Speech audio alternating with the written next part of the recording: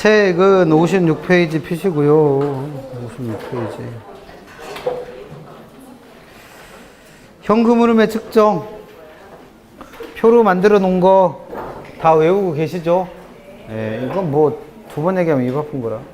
가능 총소득에서 영업현금으로 매년 계산하는 거죠.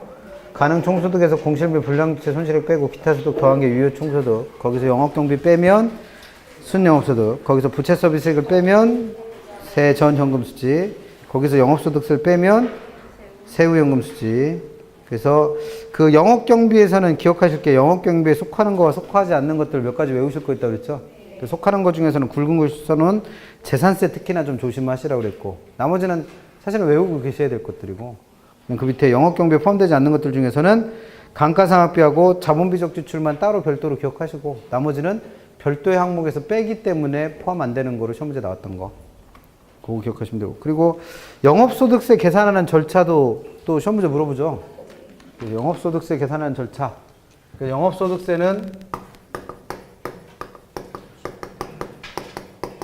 뭐에다가 과세의 대상이 되는 소득에다가 뭐를 곱해서 세율을 곱해서 계산한다. 그러니까 쉽게 말하면 이 과세 대상 소득이 우리가 소위 말하는 뭐예요? 과표액이죠, 과표액. 그 과표액에다 세율을 곱한 거고, 문제에서 어차피 세율은 주어지니까 과세 대상 소득만 구할 줄 아시면 된다 그랬죠? 그래서 얘는 누구로부터? 순영업소득부터 구하는 거 외워두시고, 순영업소득에다 뭐는 더하고 대체충당금은 더해준다 그랬고, 공제받는 게 두 개 있다고 그랬죠? 이자와 감가상각비. 빼고 나면 이게 과세 대상 소득 된다고 했습니다. 그래서 구하는 식은 뭐 다 외우고 계시는 거고, 그 다음 지분복귀액 계산하는 절차는 처분했을 때 수익 계산하는 거고, 매도가격부터 매도가 경비를 빼고 나면 순매도액, 거기서 미상한 저당장금을 빼고 나면 세전, 거기서 자본이득세 빼면 세후. 그래서 아까도 화폐 시간가치 계산할 때 개수의 용도 얘기했던 것처럼 이 미상한 저당장금을 뭘 이용해서 구한다? 연금의 평가계수를 이용해서 구한다는 외워두시자고 그랬죠. 그래서 미상한 저당장금을 구하려면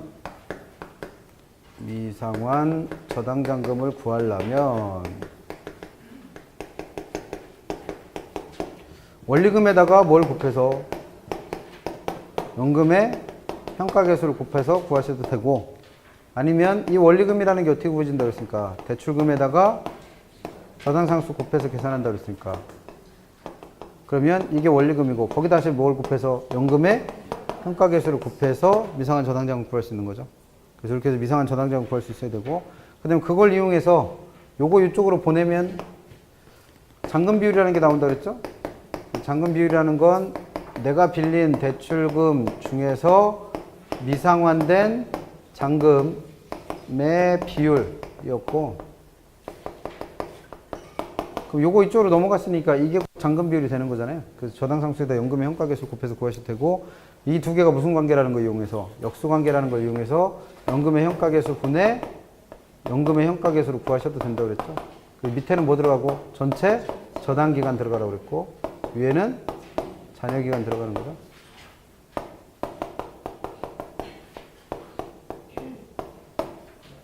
그래서 이런 것들도 추가로 외우고 계실 것들. 240페이지 가셔서, 선생님들 입장에서는 책을 계속 바꾸시는 이유가요, 이거 이미 기본서에 쓸 만큼 다 써놓으셨죠? 요약집에도 다 있죠? 책 바뀌니까 모르잖아. 그래서 책을 바꾸는 거예요. 그래서 공부하시는 분들의 특징은 뭐냐면, 책에다 써놓으면 그걸 내가 알고 있다고 생각해. 근데 사실은 아는 거예요, 모르는 거예요? 몰라요. 시험 볼 때 기억 안 나면 나는 모르는 거예요, 그거. 근데 그거를 책에다 써놓으면 그걸 내가 알고 있다고 믿어. 왜? 언제든 다시 확인해 볼 수 있으니까. 그래서 우리가 소위 말하는 정보하고 지식은 서로 다르죠. 정보는 언제든지 얻을 수 있어요. 근데 뭐요? 내 거가 아니요. 네이버 찾아서 뭐 알아냈어요. 그러면 그건 정보예요. 근데 그게 뭐가 돼야? 네이버를 안 찾고도 내 머릿속에 들어가 있어야 지식이죠. 그럼 책에다 써놓은 건 그냥 뭐에 불과한 거예요? 정보. 시험 보는데 아무 도움도 안 됩니다. 우리가 필요한 건 뭐예요? 지식이 필요해요. 그래서 외우세요. 그러라고 책을 자꾸 바꾸는 거예요. 기본서에 써놨으니까 쓰려고 봤더니 있거든. 아, 그럼 이거 내가 아는 건데? 근데 문제 풀 때는 기억나, 안 나? 안 나. 그래서 무슨 얘기가 나와요? 수업 들을 땐 다 알 것 같은데요, 시험 보면 안 풀려요. 왜? 책에 있는 거지 여기에 들어가 있는 게 아니잖아요. 그래서 책 보고 푸세요 그러면 다 맞을 수 있어요. 대신 시간이 오래 걸려서 그렇지. 240번 갑니다. 보유기간 동안 영업활동을 통해 발생하는 이득을 소득이득이라 부르고 처분했을 때 발생하는 소득을 자본이득이라 한다. 그 다음 241번이나 242번처럼 물어보는 게 사실 제일 어려운 문제죠. 순서를 다 알고 있는 상태에서 응용하는 거니까. 그래서 순영업소득과 세전연금 수지는 같은 값이 될 수 없다. 이런 말 나오면 두 개를 비교하는 거잖아요. 그 둘의 관계를 확인하세요. 그럼 그 둘에 뭐가 들어가요? 순영업소득에서 부채 서비스액을 뺀 게 세전값이죠. 그럼 만약에 부채 서비스액이 0이 된다면 이 두 개는 같은 값이 될 수도 있고, 부채 서비스액이 0이 되는 건 현실적으로 가능하죠. 어떨 때 원리금이 0이 돼요? 빌린 돈이 없으면. 그러니까 이 두 개는 같아질 수 있다가 돼야죠. 그 다음에 영업소득세를 계산하기 위해서는 감가상각비를 알아야 된다. 영업소득세는 이렇게 구한다 했잖아요. 과세대상 소득에다가 세율을 곱해서. 근데 과세대상 소득 구하려면 뭐가 필요해요? 공제받는 감가상각비가 필요하죠. 그래서 영업소득세를 구하려면 감가상각비를 알고 있어야 되고. 이렇게 물어보는 문제가 제일 어려워요. 이거는 기본적으로 뭐예요? 구하는 식을 다 달달달 알고 있다라고 생각하고 그걸 한 번 더 꼬는 거니까. 그리고 또 하나 물어볼 수 있는 형태가 243페이지에 있는 것처럼 뭐 하세요? 구하세요. 구하세요. 그러니까 현금으로 계산하는 문제에서 나올 수 있는 형태는 세 가지예요. 그 표로 정리해드린 것처럼 가로 넣기 물어보거나, 아니면 241번이나 242번처럼 그 내용을 이해하는지를 물어보거나, 아니면 243번처럼 뭐 하세요? 구하세요 묻거나. 구하면 되죠 뭐. 다음 임대주택 사업에 뭘 구하래요? 세후값 구하래요. 세후값. 어디부터 시작해서? 순영업소득부터 시작해서. 그러면 순영업소득에서 부채 서비스액을 빼면 세전된다. 거기서 뭘 빼면? 영업소득세를 빼면 세후가 된다. 이거는 기본적으로 외우고 있어야 풀죠. 그래서 찾아봐요. 순영업소득 얼마? 1억 4천. 부채 서비스액은? 부채 서비스액이라고 준 게 없죠. 그러니까 이거랑 동의어를 찾으셔야지. 그래서 맨 마지막에 연간, 융자, 월, 부금. 그래서 이 월, 부금이 부채 서비스액과 동의어. 다른 동의어들이 있었죠. 원리금 상환에 저당 지불액. 뭐라고 나오든 상관없이 그게 부채 서비스액이다 라는 걸 아시면 되지. 그래서 얼마? 9천. 그럼 빼고 나면 세전은 5천 되고, 그 5천만 원에서 뭘 빼면? 영업소득세를 빼면 세후값이 되는 거죠. 그러니까 영업소득세 얼마? 준 게 없어요. 그래서 구하셔야 돼. 그래서 이게 실제로 기출문제 나올 때는 재산세 500만 원 있잖아요. 그럼 세금을 빼야 된다는 건 어디서 들은 것 같아. 그러니까 500만 원 빼고 4,500만 원 해서 틀리라고 냈던 문제도 있고. 그래서 이런 영업소득세를 구해야 되는 상황이잖아요. 모르니까. 그럼 영업소득세는 어떻게 온다? 여기다 써놨잖아. 과세대상 소득에다 세율을 곱해라. 세율은 얼마를 주어졌어요? 30%. 그러면 과세대상 소득만 구하면 되죠. 순영업소득부터 구하는 방법 외우고 계시면 되니까. 순영업소득 얼마? 1억 4천에서 대체 충당금. 준 거 없으면 0원이죠. 뭐. 이자는 따로 줬죠. 7천만 원이라고. 거기서 감가상각비 1,000만 원. 그러면 내 전체 소득 1억 4천 중에 세금 내야 되는 소득은 얼마라는 거예요? 6천이죠. 뭘 6천만 원. 그럼 그 6천만 원에다가 세율 30% 하니까 내가 내야 되는 세금은 1,800만 원. 그래서 보기에 1,800만 원이 있어요. 왜? 뭔가 연락이 구하다 보니까 1,800만 원이 나왔거든. 근데 보기에 얼마가 보이니까 1,800만 원이 보니까 냉큼 찍고 틀리는 거예요. 실제로 구하라는 건 영업소득세 1,800이 아니라 뭐예요? 세후예요. 세후. 그래서 얼마? 3,200. 그래서 이거 실제로 기출문제였고 보기 나와 있는 게 더 어려웠어요. 그래서 중간중간에 헷갈리는 거 있어서. 그러면 지금 8페이지에 있는 거는 어떤 문제를 풀더라도 기본적으로는 뭘 외워야? 위에 있는 표를 외워야 풀겠죠. 뭐. 그래서 뭐 외우시는 만큼 푸는 문제들입니다. 그 다음에 9번 하기 전에 한 페이지 넘겨서 59페이지 10번 가보시면 투자분석 기법에서 화폐의 시간가치를 고려하는 애와 고려하지 않는 애들 정리해드렸죠? 이건 무조건 외우세요. 이거 틀리면 좀 곤란해요. 자주 물어보는 문제라고 그랬고. 그래서 화폐 시장가치를 고려하는 애 딱 두 개. 할인연금수지분석법과 현가이상법. 화폐 시장가치를 고려하지 않는 것들 어림셈법, 비율분석법, 단순회수기한법, 회계증일법. 다 화폐 시장가치를 고려하지 않는다. 그러면 일단 투자분석기법에서는 이거는 제일 먼저 기억해 두셔야 되고. 그럼 다시 앞으로 가셔서 그 중에서 이제 투자분석 기법 중에서 할인연금 수준분석법은 돈 두 개를 비교하는 거랬잖아요. 그래서 그 돈이 그 중간에 있는 표 중에서 수식이라고 돼서 현금 유입의 현가라는 돈과 현금 유출의 현가라는 돈 있죠. 이 두 가지 돈의 크기를 실제로 뭐해서 구해서 이걸 빼서 비교했다면 뭐 순현가법, 나눠서 비교했다면 수익성립법, 이걸 갖다가 놓고 내부 수익률이라는 걸 구해서 투자 분석했다면 내부 수익률법이라 부르죠. 그래서 이 세 개를 합쳐서 뭐라 부른다? 할인, 현금 수지, 분석법이라 부른다. 그래서 투자 결정을 할 때는 순현가는 뺐으니까 누구랑 비교해서 0, 수익성립법은 1, 그 다음에 내부 수익률법은 요구 수익률과 비교해서 투자 판단을 한다고 그랬죠. 투자 판단을 한다.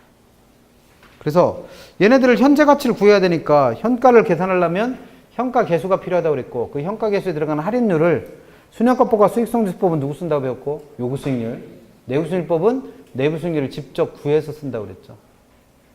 그래서 내용 그렇게 해서 정리해 놓은 게 그 표 하나고 그 다음에 우리 문제 풀다가 순현가법과 내부 수익률법 비교해 놓은 거 있었잖아요. 그래서 뭐 내부 수익률법은 재투자율로 내부 수익률을 쓴다는 게 비현실적이다 뭐 이런 질문이 있었잖아요. 공부는 저 혼자 하고 있는 거예요. 그러니까 문제집에 그런 게 있었어요. 그래서 그거 하면서 순현가법과 내부 수익률법 비교해놓은 표 얘기했었습니다. 그래서 순현가법과 내부 수익률법은 이 세 가지 측면을 비교했을 때 누가 더 타당하다는 거예요. 순현가법이 더 타당하다라는 걸 설명을 하는 거예요. 그래서 둘 다 재투자하긴 하는데 재투자율로 대안적 수익률까지 포함하는 요구 수익률을 사용하는 순현가법이 그 부동산에만 재투자하는 걸 고려하는 내부 수익률을 사용하는 내부 수익률법보다 더 어떨 수 있다? 타당할 수 있다. 그 얘기고. 그 다음에 이윤 극대화 기준으로 사용되는 건 누구 하나밖에 없으니까 순현가법밖에 없으니까 이게 더 타당할 수 있다는 거고. 그 다음에 비전통적 투자 사업은 투자 지출이 한 번만 이루어지는 게 아니라 여러 번 이루어지는 사업을 말해요. 그러니까 우리가 부동산에 투자할 때 투자되는 돈이 한 번만 투자되는 게 아니라 여러 번 투자될 수도 있죠. 그런 산업을 비전통적 투자 사업이라 부르는데 순현가법은 빼면 되니까 돈이 여러 번 투자됐으면 그걸 다 합해서 현재가치 더해갖고 현재가치로 계산해갖고 빼버리면 되잖아요. 그럼 비전통적 투자 사업에서도 순현가를 계산할 수 있다는 거죠.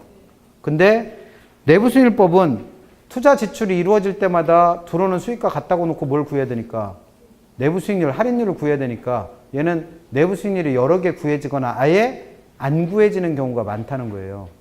그래서 비전통적 투자 사업에서는 내부 수익률법 쓴다 못 쓴다? 못 써요. 그러면 이런 세 가지 측면을 비교했을 때 순현가법과 내부 수익률법 중에서 누가 더 나은 방법이요? 순현가법이 나은 방법이다라는 거 문제집에서 풀어봤었죠. 그래서 할인연금 수준분석법은 내용 물어볼 땐 별로 어려울 게 없다고 그랬어요. 표에서 정리해드린 대로. 문제는 뭐예요? 계산 문제 나왔을 때가 문제랬고. 그 다음에 어림셈법에 있는 승수법과 수익률법은 거기 정리되어 있는 식 다 외우시랬죠? 네, 그래서 승수는 이거 승수 계산하는 식 못 찾아내는 거 진짜 이해 안 된다고 그랬어요. 순돌이 아버지가 있어. 순돌이 아버지. 아들이 하나 있대야. 이름이 뭐예요? 어떻게 알았어? 이름이 나와 있으니까. 총소득 승수가 있대야. 밑에 들어가는 값 누구? 총소득 어떻게 알았어? 이름에 나와 있으니까. 그러니까 승수 앞에 있는 거를 무조건 어디로 보낸다? 밑으로 보낸다. 그리고 위에 들어가는 값은 투자자본인데 요게 총이나 순이면 부채 서비스액 위에 있는 거니까 뭐 집어넣고 총투자액. 세전이나 세우면 지분 집어넣으시면 되죠. 씩 외우시면 되고 그걸 거꾸로 뒤집은 게 뭐다? 수익률. 그래서 수익률은 총소득 승수의 역수는 수익률을 안 본다고 그랬으니까 수익률은 순소득 승수의 역수, 세전연금 수익 승수의 역수, 세후연금 수익 승수 이 세 가지의 역수밖에 없다고 그랬죠. 그래서 종합자 들어가는 수익률하고 지분자 들어가는 수익률만 잘 구별하시면 된다고 그랬어요. 어차피 나머지는 이름이 똑같으니까. 그래서 종합자 들어가는 수익률들은 누구의 역수고 순소득 승수의 역수고 지분자 들어가는 것들은 세전 현금 수익 승수의 역수다라는 것만 기억하시면 된다고 그랬습니다. 시험 문제는 뭐 물어요? 계산식 물어보면 양반이고 구하라고 되면 더 까다롭게 된 거고. 그 다음에 대부 비율부터 부채 감당률, 채무 불이행률 이 세 가지는 비율 분석법으로 비율을 외우는 게 제일 급하다고 그랬죠. 대부 비율은 동의어도 기억하시랬어요? 대부 비율, 저당 비율, 융자 비율, LTV. 대부 비율, 융자 비율, 저당 비율, LTV 다 같은 말. 그래서 얘는 내가 담보로 제공할 부동산 가치분에 그걸 담보로 빌린 부채, 대출 금액 비율을 이거를 뭐 부채 비율 아니 죄송합니다. 대부 비율 또는 LTV라 부른다. 이거 누구랑 혼동하지 말자. 부채 비율과 혼동하지 말자죠. 부채 비율. 그래서 지분분의 부채, 내 돈분의 남의 돈인 부채 비율과 혼동하지 마시라고 했고. 그다음에 부채 감당률은 구하는 식 순두부. 그 순 영업소득을 뭐로 나눈 값? 부채 서비스로 나눈 값. 그래서 이 값은 어떨수록 좋다고요? 클수록. 왜? 이 값이 크다는 건 내가 버는 수입이 그만큼 많다는 얘기니까 빚 갚을 능력이 크다라는 걸 나타낸다고 했습니다. 그 다음 채무불이행률은 구하는 식 만들기 어려우시면 뭘 만들어라? 세전값 만들으려 했잖아요. 세전값. 그래서 유효 총소득에서 뭘 영업 경비와 부채 서비스를 빼고 나면 세전값이 되니까 얘는 유효 총소득분의 영업 경비 플러스 부채 서비스의 비율을 채무불이행률. 그래서 이름에서 알 수 있는 것처럼 빚을 못 갚을 확률이니까 이 값은 어떨까? 작을수록. 얘는 딴 거 없어요. 설명할 게 없고 그냥 많이 외우신 분이 장대. 그 다음 한 페이지 넘어가셔서 회수기간법은 투자안에서 나온 수익으로 투자본을 회수할 때까지 걸리는 시간을 회수기간을 부르고 그 회수기간 이용해서 투자 분석하는 걸 회수기간법이라 부릅니다. 그래서 이 회수기간은 긴 게 좋다, 짧은 게 좋다? 짧은 게 좋다. 그래서 종류가 두 가지 있었고 시험 문제 제일 많이 물어본 건 화폐 시간 가치를 고려하지 않는 방법에 누가 있었고 단순. 그다음 화폐 시간 가치를 고려하는 방법에 평가. 그것만 외우시면 되죠, 뭐. 그래서 249번. 얘는 할인연금 수준분석법의 개념 물어본 질문이죠.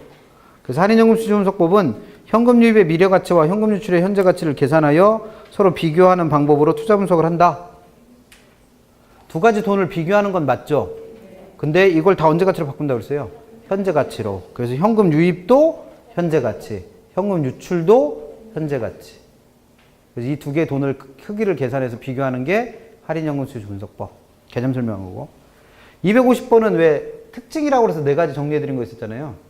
그래서 할인연금 수준 분석법은 어림셈법과 비교해 봤을 때 한 해 동안이 아니라 여러 해 동안의 수입을 계산한다. 이게 첫 번째 특징. 두 번째, 운영에서 벌어들이는 소득이득뿐만 아니라 처분했을 때 버는 자본이득 둘 다 계산한다. 이게 두 번째 특징. 세 번째, 수입, 현금 유입은 항상 언제 기준으로? 세후. 그래서 세후 현금 수지를 기준하고 그러면 나가는 현금 지출은 누굴 기준으로 해라? 타인 자본을 뺀 지분 투자액 갖고 계산을 했잖아요. 그래서 이거는 우리 문제집 풀 때도 설명드렸었던 거. 네 가지 특징. 둘은 현금 유입은 언제 기준으로? 세후. 그 다음 나가는 지출은 뭘 기준으로? 타인 자본을 제외한 지분 투자액 기준으로 하겠습니다. 그리고 그 돈들은 다 미래 돈이니까 언제 돈으로? 현재 가치로 할인한다. 라는 네 가지 특징. 그 중에서 뭐 물어보면 대부분 다 틀리더라. 현금 유입은 세후값 기준으로 한다. 그다음 현금 유출은 타인 자본을 뺀 지분 투자액 기준으로 한다 물어보면 다 틀린다고 그랬잖아요. 지금도 못 알아듣잖아, 지금. 문제집 할 때도 그렇게 강조했는데. 그래서 모의고사에서 한 3번쯤 나와갖고 3번 연장 틀려봐야 이게 정신 차려요. 그래야 기억에 남아. 그래서 모의고사를 보는 거고. 맨날 얘기하면 뭐예요? 시험 보기 전까지는 몰라요, 이거. 시험 보고 나서도 모르는 분도 있고. 그런 거 나왔었죠, 그럼. 그랬나? 이런. 합격자 모임 때 만나갖고 이런 문제 나왔었죠. 설명했던 거 똑같이 나왔죠. 그랬었어요? 네. 자기가 보고도 몰라. 그래서 구별하시면 돼요. 그래서 어디가 틀린 거예요? 타인 자본을 포함한이 아니라 자유의 총 투자액이 아니라 지분. 251번. 할인율이 사전에 결정되지 않아도 계산 가능한 건 누구예요? 할인율을 직접 구하는 내부 수익률이었고, 그 다음에 할인율이 미리 요구 수익률이라고 결정돼야만 계산할 수 있는 애는 누구? 순현가. 그래서 251번 그렇게 정리하시고. 내부 수익률은 현금 유입과 현금 유출의 현가를 같게 만드는 할인율이잖아요.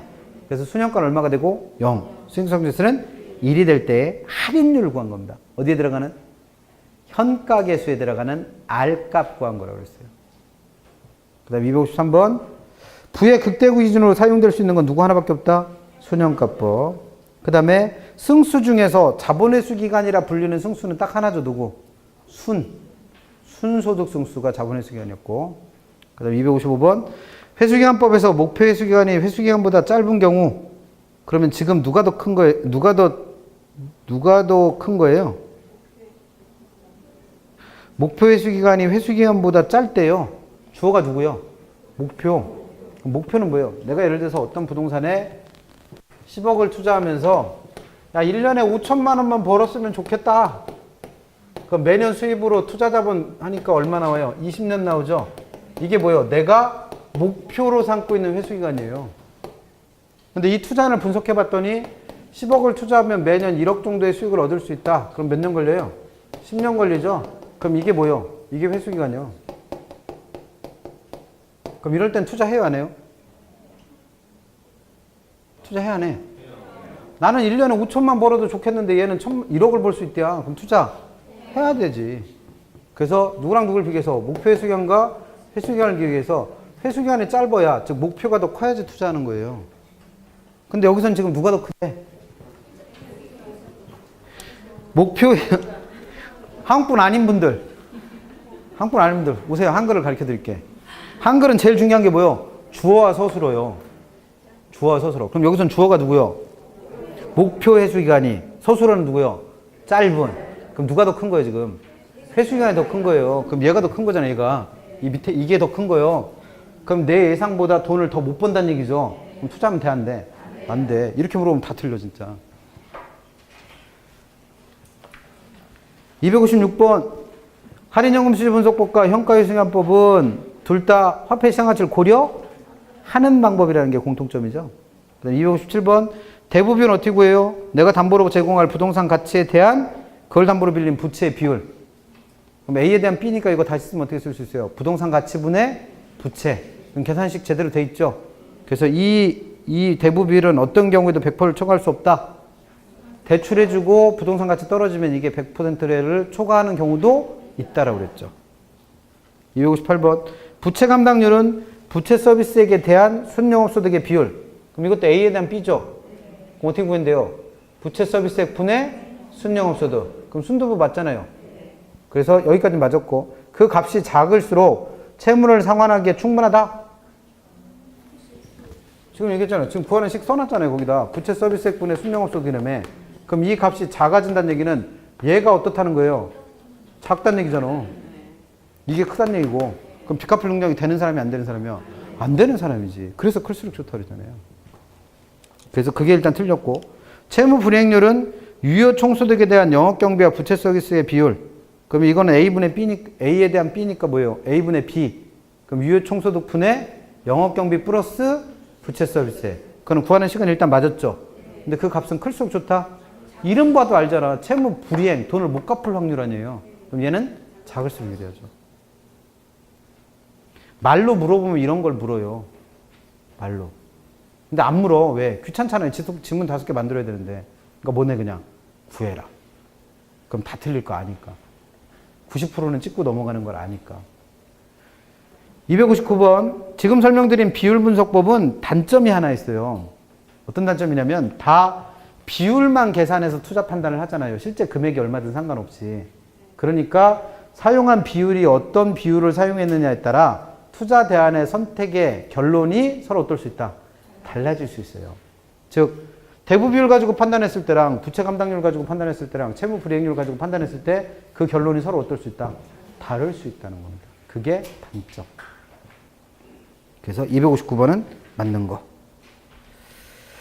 투자를 해서 하나 안 한 게 있다면 그 핵심 10에 있는 지렛대 효과. 공부하실 건 2가지 정도를 했죠. 개념. 그래서 지렛대 효과란 누구든 이용해서 타인 자본을 이용해서 자기 자본의 수익률을 높이려는 효과를 말하고 또 하나 기억할 건 종류가 3개 있다. 정의 지렛대 효과, 부의 지렛대 효과, 명예 지렛대 효과. 그래서 정리해드린 거 있잖아요.